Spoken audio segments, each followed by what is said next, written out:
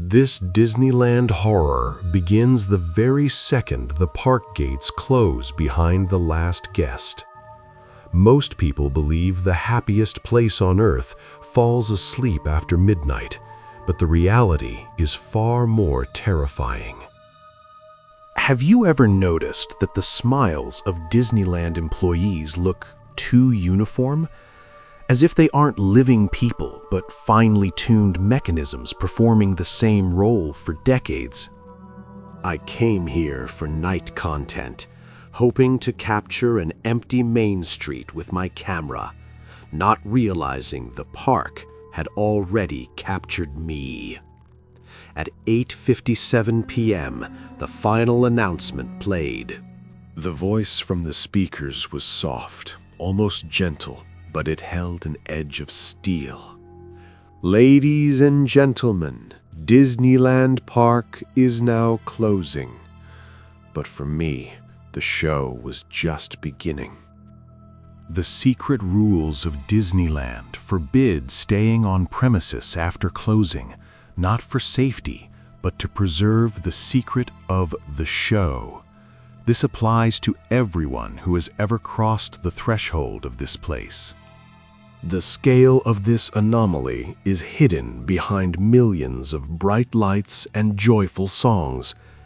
There is a shadow protocol, returning guest, by which the park never releases those who look too closely behind the scenes.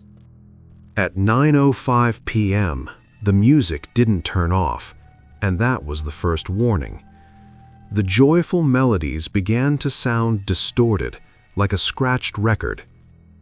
And the distant children's laughter sounded like a looped digital file. I thought I was alone, but the park was teeming with movement that shouldn't have existed. Regular Disneyland characters never walk around the park alone, unless they are looking for a new replacement. At 9:12 p.m., I saw him around the corner, Mickey Mouse. He stood with his back to me, without an escort, without a crowd of adoring children. He simply stood motionless, gazing into emptiness. I remembered the main rule for employees. A character must always be in pairs.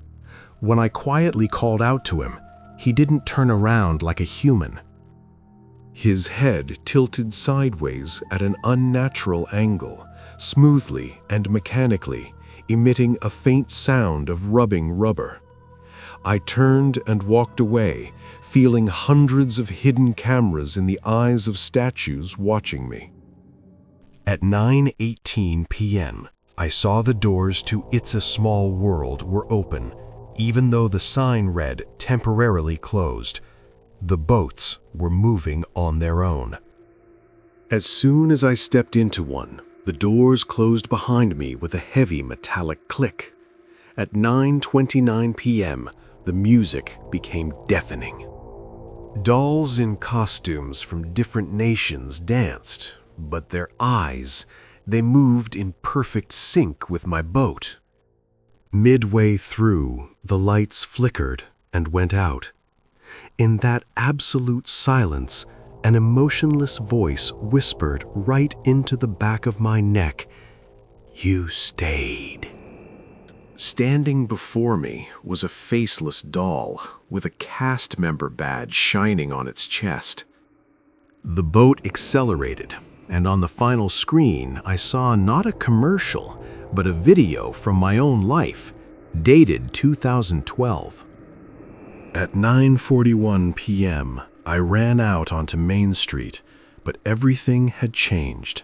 There was no wind. The air felt stale, like in a closed soundstage. Hundreds of characters stood in the plaza, watching me with their glass eyes. A voice over the park announced, "The show is about to begin." Fireworks exploded over the castle, illuminating their motionless, eerie smiles. I was the only spectator. Each firework blast over the castle revealed more and more rows of costumed figures in the darkness. There were thousands of them, standing shoulder to shoulder, and I felt their glass eyes focusing not on the sky, but on me, turning the festive show into an execution for a single spectator. At 9:52 p.m., as the last burst faded, a silence so deep fell over the park that I began to hear the hum of working servers right beneath my feet. I bolted for the nearest white door with the Disney logo, knowing I was breaking the strictest rule: never enter service areas unescorted. Behind the door, there was no fairy tale, only an endless concrete labyrinth of utilidors, smelling of ozone and burnt wiring. I ran through corridors where thousands of guest photos hung on the walls, and I realized with horror that in every shot from 1955 to today, everyone had absolutely identical, symmetrical faces. In the last photo of the row was me, taken just 5 minutes ago on Main Street, but the caption beneath it read, "Returning guest, property of Disney."